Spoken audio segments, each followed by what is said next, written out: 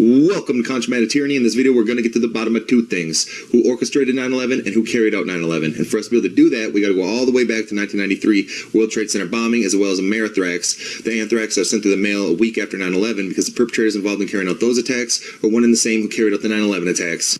Last winter, the FBI was praised for its speed in cracking the case of the World Trade Center bombing and bringing 4 suspects to trial. Now, there is some evidence that the FBI may have known of the plot in advance through an informant and might even have stopped the bombing that killed 6 people. Correspondent Jacqueline Adams has the story. FBI agents might have been able to prevent last February's deadly explosion at New York's World Trade Center.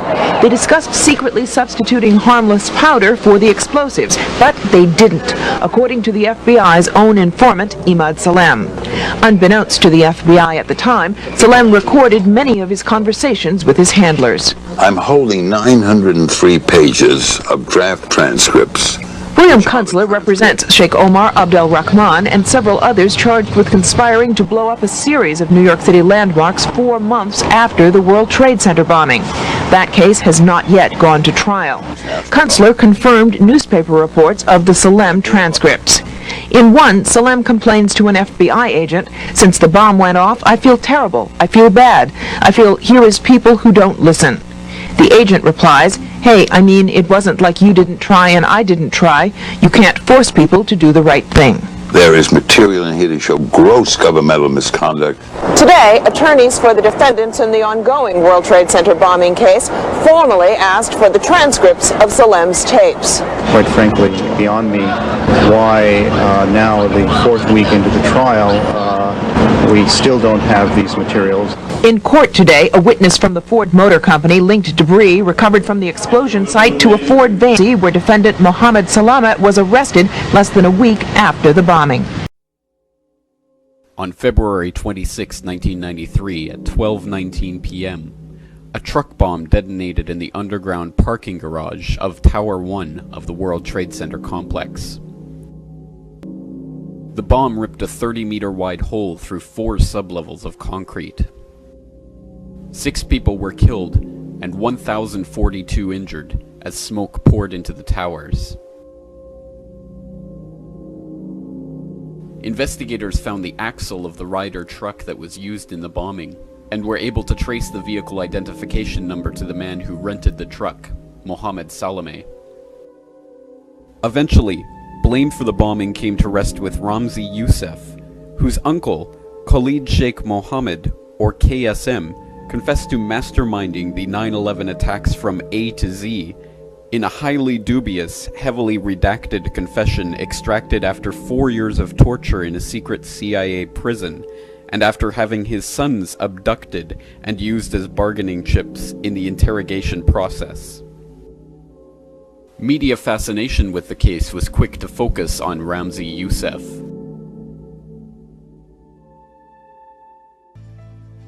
As reported by CBS News, the New York Times, and other respected news organizations at the time, Ahmad Salem was an ex-Egyptian army officer turned FBI informant, and was essential in helping convict others in the bombing. However, it was Salem's contention that he had agreed to supply fake explosives to the bombers, and he was overruled by his FBI handlers. Salem, perhaps experienced in the machinations of black ops, had the sense to tape some of his telephone conversations with his FBI handlers, including FBI Special Agent John Antichev. This is a recording of one of Salem's conversations with Antichev. Everything was submitted with a receipt, and now it's questionable. It's not questionable. It's like a little out of ordinary. Okay. You know. All right. I don't think it was. If that's what you think, guys, fine. But I don't think that, because we was start already building the bomb, which is went off in the World Trade Center. It was built by supervision from the Bureau and the DA, and we was all informed about it, and we know that the bomb start to be built. By who? By your confidential informant. What a wonderful, great case. Wow. And then he put his head in the sand and said, "Oh, no, that's not true. He is son of a bitch." Okay, it's built with a different way in another place, and that's it. In the taped conversation, Salem makes it clear that the FBI informant had in fact gone ahead and built the bomb. Antichev says nothing in response. Hundreds of hours of taped conversations exist between Salem and his FBI handlers, but they were never used in the trials of the bombing conspirators. To this day, the FBI refuses to acknowledge their foreknowledge of the attacks or the fact that their informant built the bomb. Once it became known that the FBI supplied the bomb that the terrorists used and did nothing to stop them from detonating it, the media coverage went from around the clock to practically non-existent, but it'd be well over 7 days before the FBI informant released the audio, proving that an FBI informant built the bomb that the terrorists used in the 1993 World Trade Center bombing. And if we take a look back at the misinformation that the media reported on in that 7 days, that they themselves say that the source was members of the FBI and CIA, the motive behind the 1993 World Trade Center bombing becomes blatantly obvious. El Chuck News 4's Pablo Guzman has learned the CIA played a very important role in cracking this case. Pablo is live now at police headquarters to fill us in on that aspect. It's been quite a team effort. Pablo? Dawn, it seems that in the last 72 hours, News 4 learned, we reported part of this exclusively last night, that the CIA developed intelligence abroad, that it passed on to terrorist task force operatives here, that there was indeed a Mid-East focus, a Mid-East link between the bombing at the World Trade Center and militants coming out of the turmoil in the Middle East. And it seems that the organization that the FBI is now zeroing in on is believed to be financed and supported by Iran and Syria. The FBI believes that the terrorist-affiliated fundamentalists have tried to blend in with the overall Muslim community within several mosques in Jersey City. In other words, a network operating within a legitimate religious group, most of whose members are peaceful. And that particular violence-prone network has an affinity with Shiite Muslim fundamentalist factions that are sponsored by Iran and Syria. Obviously, everything we just listened to in that news report is complete bullshit. Before it was made known that an FBI informant built the bomb for the terrorists, the CIA and the FBI literally tried to blame Iran and Syria to gain public support for a war with Iran and Syria. The parallels between the 1993 World Trade Center bombing and 9/11 are uncanny. In 1993, you got Iran and Syria they tried blaming, and in 9/11, you have Pakistan and Afghanistan. And as far as the FBI agents who aided the terrorists in the 1993 World Trade Center bombing, of course they got off scot-free, but what do you expect when the investigator himself was an FBI agent investigating the crimes that his own agency was responsible for committing? So what kind of game plan was put in place? Well, there's tremendous reliance on intelligence gathering. Certainly the FBI and CIA work more closely now than ever in communicating with each other and gathering information with the NSA. The FBI has set up counterterrorism task forces throughout the country. There's now, I believe, 23 of them. New York City was the first. And indeed, that was the entity that did the investigation of the World Trade Center bombing in 1993. How's this for irony? In the coming years after 9/11, anybody who questioned the official story or even considered the idea that it was an inside job was immediately canceled and labeled a conspiracy theorist. The Dixie Chicks spoke up and their careers were ruined. Now, that is kind of ironic due to the fact that 7 years earlier, the FBI was literally caught giving the terrorists the bomb that they used to blow up the World Trade Center. So why wouldn't you question whether or not it was an inside job? It would make sense to. And not only that, the same people who were involved in supplying the terrorists the bomb that blew up the World Trade Center 7 years earlier are the same people that were involved investigating what took place on 9/11 in 2001, 7 years later. So who's responsible for 9/11? We know the FBI was definitely involved, but the FBI wasn't the masterminds behind 9/11. After all, the motive for the explosions at the Pentagon was to cover up evidence of the $2.3 trillion of taxpayer money missing. That gives us a pretty good idea that the military in some capacity was involved, but this is mere speculation and far from definitive proof. And we may have never been able to say definitively that members of the United States military were involved if it wasn't for a letter containing anthrax a week after 9/11, Amathrax. I don't have anthrax. Good morning. President Bush tries reassuring the nation after anthrax is found at a facility that handles mail going to the White House. The letters sent to NBC and the New York Post were the same. This is next. Take penicillin now. Death to America, death to Israel. Allah is great. The letter sent to Senator Tom Daschle had similar wording. You cannot stop us. We have this anthrax. You die now. Are you afraid? Death to America, death to Israel. Allah is great.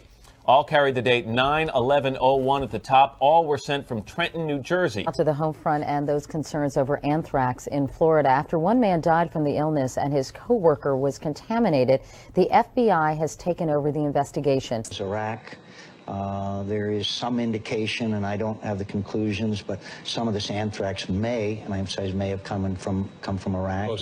There's no question that anybody who would mail anthrax with the attempt to harm American citizens is a terrorist. And there's no question that Al-Qaeda is a terrorist organization. So it wouldn't put it past me that they're, it wouldn't surprise me that they're involved with it. The Iraqi regime has plotted to develop anthrax and nerve gas and nuclear weapons for over a decade. Anthrax attack was not a foreign attack, it was a domestic attack.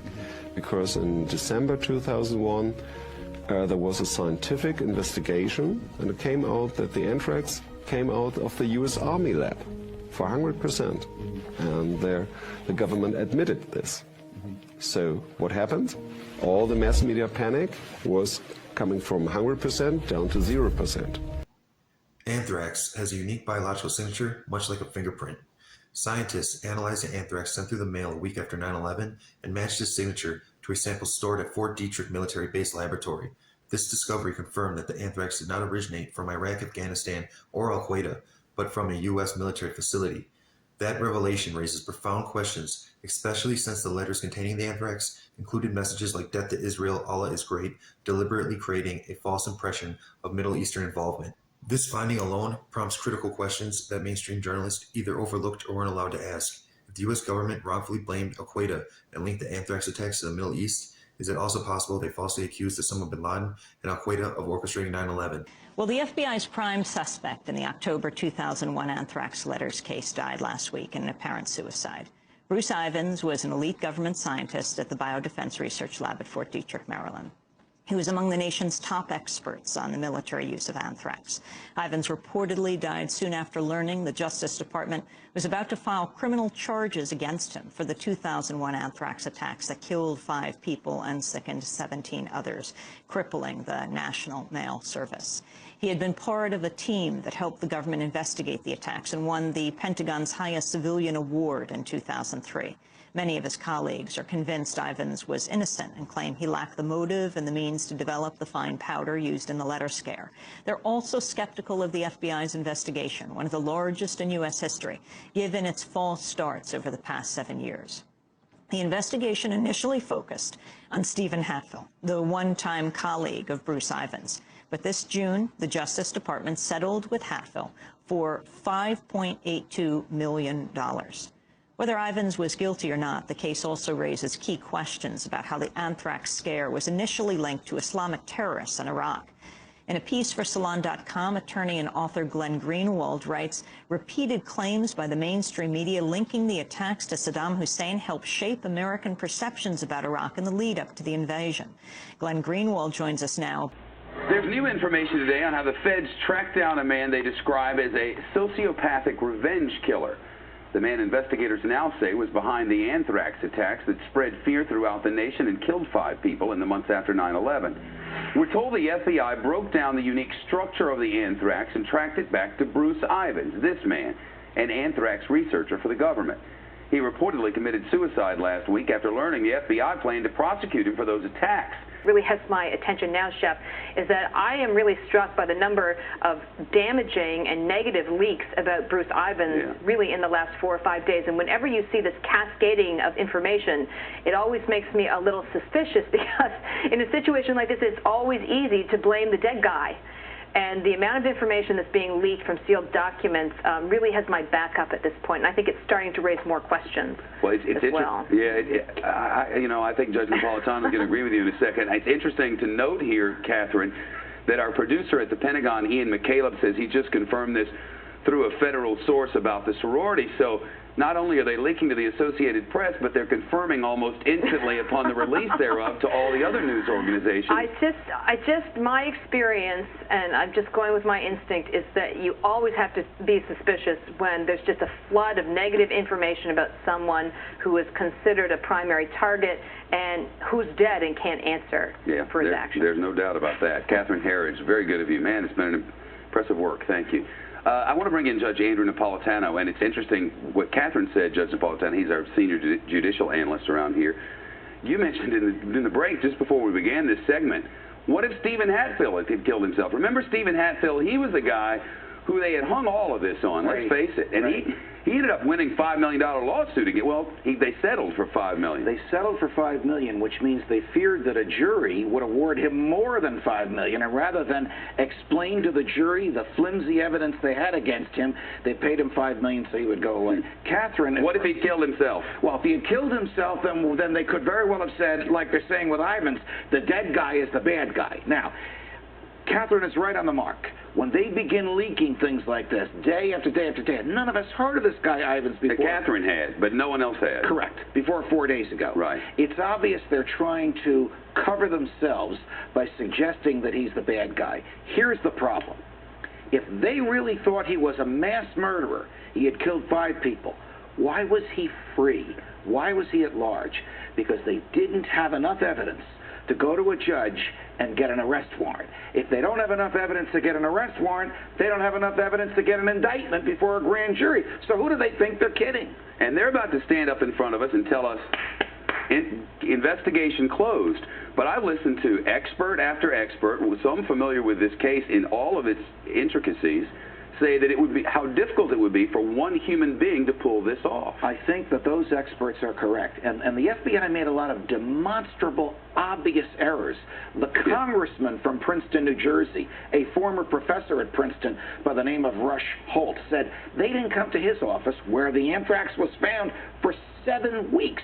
They should have been in there within about 30 minutes to investigate everything around the anthrax that it may have touched and how it got there. Case closed? No. Case not closed, and they better not tell us it's closed without showing us their full file, including whatever evidence they have that points away from Dr. So if we don't get the full file, you're skeptical till the day you die. Absolutely. Judge Napolitano. Thank you, sir. You're welcome. The FBI is hiding evidence that could clear the man it blamed for the deadly anthrax attacks back in 2001. That's the claim that comes straight from the former agent who was once in charge of the anthrax investigation. He's the one who says it's not right. The feds say the Army scientist Bruce Ivins, remember him, mailed the letters filled with the anthrax. One of them came right here to our building. They want the news outlets and offices. They went to news outlets and offices in Congress. 5 people died and 17 others were sickened. The scientist killed himself in 2008. As prosecutors said, they were getting ready to charge him with murder. The feds closed the case because he was dead. The former agent in charge of the investigation claims the FBI along the way buried a wealth of evidence that contradicts the suspect's guilt. He made the accusations in a civil suit that he filed earlier this month. The former agent says the feds fired him illegally after he filed a whistleblower report. The former agent joins us now. Richard Lambert spent years heading up the FBI anthrax investigation and is live with us. Why in the world would the FBI, the Federal Bureau of Investigation, not want the public to know exactly who is responsible for the deaths of these people? Why would they say, okay, case closed, and not finish it? That's the part that doesn't make sense. Well, the case is closed. It is a cold case, but it is certainly not solved. Because, again, it's easy for the government to stand up and say, Bruce Ivins killed himself. He's the perpetrator. Here's the evidence that we have of his guilt, and not have to produce any exculpatory evidence.